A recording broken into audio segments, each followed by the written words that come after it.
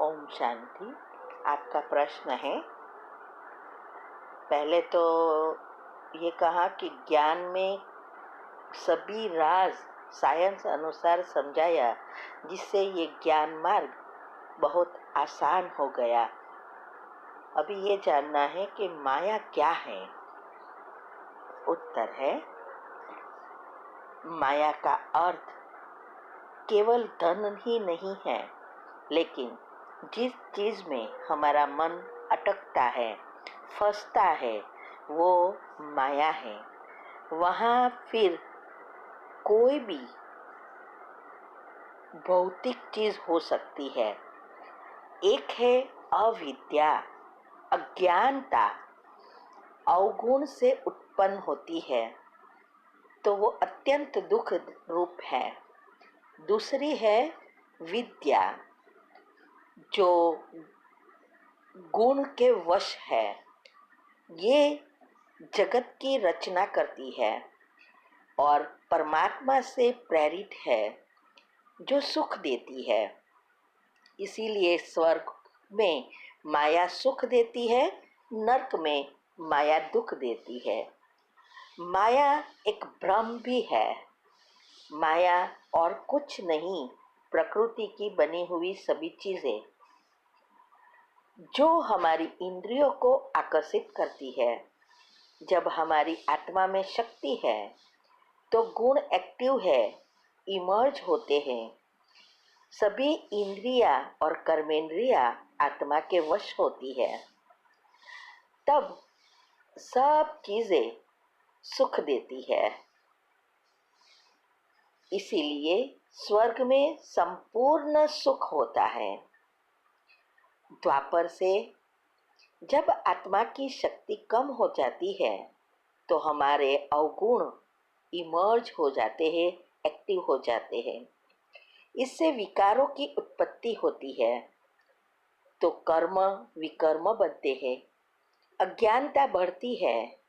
दरेक चीज में इंद्रिया के द्वारा हम फंसते हैं और दुख मिलता है। अभी कलयुग के अंत में विकारों के कारण दुख बढ़ता ही जाता है। कोई ना कोई रूप से हमारे सामने ये परिस्थितियां आती है, या पांचों विकारों इमर्ज होते जाते हैं। वो सब माया है। हर एक चीज, वस्तु, व्यक्ति, वैभव, भोग विलास, सबसे ज्यादा दुख मिलता है। इसको ही नरक कहा जाता है। जब हमारी बुद्धि देह अभिमान के कारण स्थूल हो जाती है, तो बुद्धि हमेशा कर्म को फॉलो करती है। मना जो हमारा कर्म इमर्ज होते हैं, उसको ही बुद्धि फल देती रहती है, फॉलो करती है। और जब हम सोल कॉन्शियस बनते हैं, देही अभिमानी बनते हैं, तो हमारी बुद्धि सूक्ष्म से दिव्य बनती है। तब सारी शक्तियां इमर्ज हो जाती है, तो फिर कर्म बुद्धि को फॉलो करता है। अर्थात जो बुद्धि कहे वैसे कर्म करता है। ये गीता में भी कहा है ये बातें। तो जैसे मोह से लगाव बढ़ता है, ऐसे माया से लालच लोभ बढ़ता है। माया का काम है फंसाना। कई कहते हैं धन ही माया है, लेकिन सिर्फ धन माया नहीं है। धन जरूरियात है, लेकिन उसके लोभ में आना माया है। जिस चीज में हमारा मन अटकता है, इंद्रिया फंसती है, वो हमारे लिए माया है। किसी का मन धन में अटकता, किसी का भोग विलास में, किसी की रूप में, किसी का शब्दों में, किसी के स्वाद में, किसी का दुष्ट कर्मों में, किसी का अपने शरीर में, किसी का परिवार में, आदि आदि बहुत लंबा लिस्ट है। किसी का किसी भी स्थान वस्तु पर यदि मन अटक जाता है, इंद्रिया फंसती है वही उसके लिए माया है। दुनिया में कहते हैं सिर्फ ब्रह्म सत्य है, जगत मिथ्या है माना झूठ है। लेकिन परमात्मा ने आके बताया जगत भी सत्य है, लेकिन जगत की माया झूठी है। बस उस माया में नहीं फंसना है। इसीलिए वही आके हमें सिखाते हैं कि कैसे इससे बचे, जिससे हम फिर से संपूर्ण सुख भोग सकते हैं। तो ये है माया की परिभाषा। ओम शांति। का प्रश्न है, परमात्मा के पास सिर्फ पॉजिटिव एनर्जी है और भक्ति में भी शुभ और श्रेष्ठ भावना का ही फल मिलता है, तो फिर नेगेटिव भावना का फल कैसे मिलता है? उत्तर है, देखो, ये सारे विश्व में दो एनर्जी है और तीसरी परमात्मा की। अगर हम अच्छे कर्म करते हैं, अच्छा सोचते हैं, तो हमारी पॉजिटिव एनर्जी से ऑटोमेटिक अच्छा ही फल मिलता रहता है।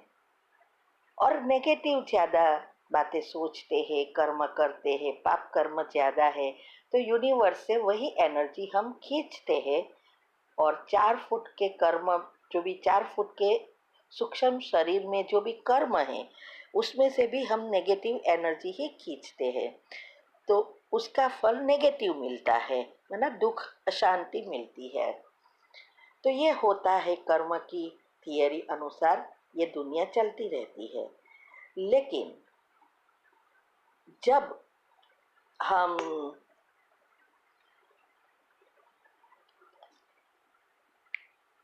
कट गया, फिर से रिपीट करती हूँ। तो मैंने कहा कि नेगेटिव से नेगेटिव फल, यूनिवर्स से एनर्जी उत्पन्न होती है और फल मिलता है। पॉजिटिव से पॉजिटिव मिलता है। ये कर्म का नियम ऑलरेडी है। लेकिन परमात्मा के भावना का जो फल है वो ये है कि जब हमारे जीवन में कोई परिस्थिति, दुख, बीमारी आ जाती है जो असह्य है, और हम उस समय जब परमात्मा को याद करते हैं, चाहे ऐसे मंत्र वगैरह जो भी करते हैं, उस प्रार्थना मंत्र से जब हमारी एकदम पॉजिटिविटी बढ़ जाती है, तो ये स्पेशल कॉस्मिक एनर्जी माना परमात्मा की एनर्जी से हम जुड़ जाते हैं और हमारा काम हो जाता है। तो इसीलिए नेगेटिव या पॉजिटिव एनर्जी का फल खुद ही प्राप्त करते हैं, और स्पेशल कोई है तो ही हमें परमात्मा से स्पेशल जुड़ना पड़ता है। क्योंकि कर्म की थियरी में जब पाप और पुण्य दोनों इकट्ठे हो जाते हैं, तो पुण्य पहले यूज हो जाता है, पाप फैलता जाता है। और इसीलिए ये कलयुग के अंत तक बहुत पाप कर्म बढ़ गए हैं, क्योंकि हम फैलते गए। जब भी दुख आया, उससे छूटने के लिए हम फैलते गए और अभी अंत में अनेक बड़ी बड़ी बीमारियों, प्रॉब्लम के रूप में बाहर आके समाप्त हो रही है। आप कर्म की थियरी के टॉपिक सुनेंगे तो अच्छी रीति समझ में आ जाएगा। ओम शांति। का प्रश्न है, आज का मना पर कल का पर 28 मई का वरदान समझना है। तो वरदान था, रूहानी शक्ति को हर कर्म में यूज करने वाले युक्ति युक्त जीवन मुक्त भव। तो उत्तर है, उसकी समझानी है, हम जो ब्राह्मण बनते हैं उसमें जरूर कोई न कोई विशेषता है ही। तो उसमें सबसे पहली विशेषता है रूहानियत। रूहानियत का अर्थ है आत्मिकता। रूह माना आत्मा और रूहानियत माना आत्मिकता। तो आत्मिक शक्ति से ही हम परिवर्तन कर सकते हैं, हमारे संस्कार परिवर्तन कर सकते हैं, और हमारे ये सारा विश्व परिवर्तन कर सकते हैं और फिर से सदा सुखी बन सकते हैं। आत्मिक शक्ति में ही हमारे सारे गुण और शक्तियां हैं, वो फिर से एक्टिव होती है। जब हम आत्मिक स्मृति में रहते हैं तो करंट स्वतः फ्लो होता है, प्रवाह होता है। इससे ही हम कर्म बंधनों से मुक्त हो सकते हैं, परंतु इसका आधार है हम उसको कैसे यूज करें। अगर इसमें जरा भी बेपरवाह रहे तो परिवर्तन नहीं हो सकता। एक के एक बाबा की ज्ञान की बातों को समझकर जीवन में प्रैक्टिकल करना है। जब हम देहभान में रहते हैं तब हम कर्म बंधन में आते हैं, क्योंकि देहभान में आने से हमें आत्मा का नाम, आत्मा का रूप, आत्मा ने किए हुए हमारे साथ का व्यवहार, ये सब बातें याद आएगी। उसका चिंतन करेंगे तो फिर से हम कर्म बंधन में फंसते जाते हैं। जब हम आत्मा की स्मृति में रहते हैं तो हम कर्म बंधन से मुक्त हो सकते हैं और कर्म संबंध में आते हैं, क्योंकि आत्मा समझने से हमें तुरंत याद आता है कि हम आत्माएं भाई भाई है, आत्मा के पिता परमात्मा हैं, आत्मा का घर परम धाम है, आत्मा के गुण मेरे में है, वही इस आत्मा में है। तो आत्मा की स्मृति से आत्मा की बातें, आत्मा के गुण याद आएंगे, उसके किए हुए हमारे साथ व्यवहार याद नहीं आएगा और इससे ही हमारे सब पाप कर्म भस्म होते जाएंगे। इसके लिए जरूरी है मनसा वाचा कर्मणा, ये तीनों को समान बनाना है। यही है राजयोग, कि जो भी हम संकल्प करते हैं वही मुख से निकले और कर्मणा में आए। अभी दुनिया में ऐसे चल रहा है, सोचना कुछ और, करना कुछ और बोलना कुछ और।